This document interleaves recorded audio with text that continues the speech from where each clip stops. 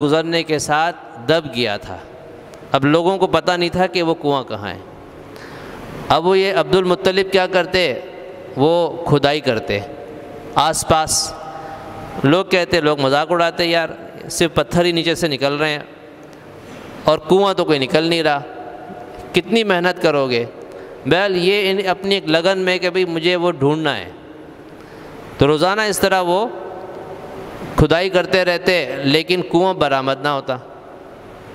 تو کئی دن گزر گئے، آخر کار ایک جگہ سے وہ ایک چٹان ٹوٹی، تو اس چٹان کے نیچے سے وہ زمزم کا کنواں برآمد ہو گیا۔ ان کو بڑی خوشی ہوئی، لوگ بھی بہت خوش ہو گئے کہ وہ زمزم کا کنواں جس کا سنا کرتے تھے، جو زمانے سے مٹی کے نیچے زمین کے اندر دب گیا تھا، وہ آج برآمد ہو گیا۔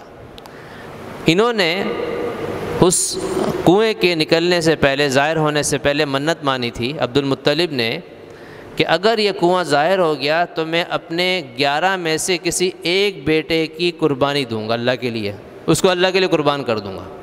11 بیٹے تھے، اور جب کنواں ظاہر ہو گیا تو انہیں اپنی منت پوری کرنی تھی۔ اب منت پوری کرنے کے لیے انہوں نے کیا کیا کہ 11 پرچیاں لیں، ہر پرچی پہ ایک بیٹے کا نام لکھا اور اس سے پھر قرعہ نکالا، قرعہ اندازی کی۔ اب جب وہ پرچی نکالی تو اس پر نام لکھا تھا عبداللہ، عبد المطلب کے بیٹے عبداللہ کا نام قرعہ اندازی میں نکل آیا۔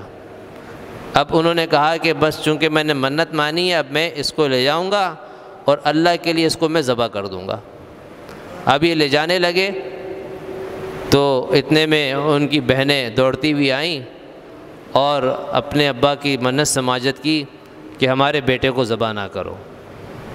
بہت زیادہ انہوں نے اصرار کیا، تو پھر لوگوں نے بھی مشورہ دیا کہ ایسا کرو کہ قرعہ جو ہے نا اس بیٹے اور اونٹوں کے درمیان نکالو اور 10 اونٹ مقرر کر لو۔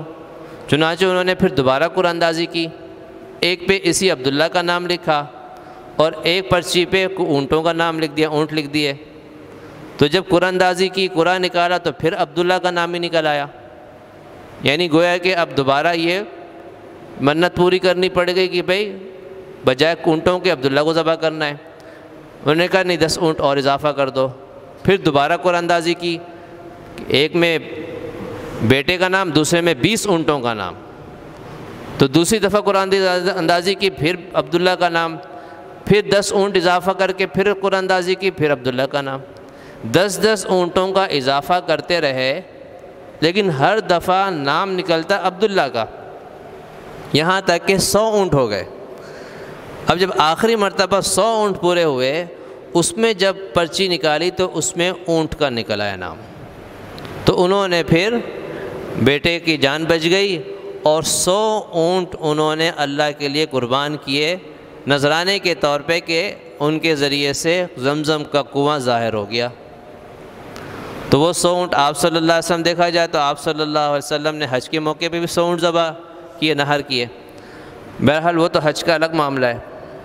تو اس طریقے سے گویا کہ آپ صلی اللہ علیہ وسلم کے جد امجد میں سے، آباء و اجداد میں سے 2 افراد ذبح کے لیے متعین ہوئے تھے۔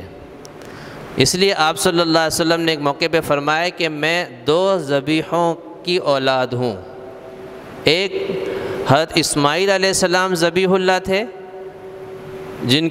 ان کے والد ذبح کرنے کے لیے لے گئے تھے، اور ایک میرے والد عبداللہ، یہ بھی اللہ کے لیے ذبح ہونے والے تھے، اور میرے دادا ان کو لے جا کے ذبح کرنے والے تھے۔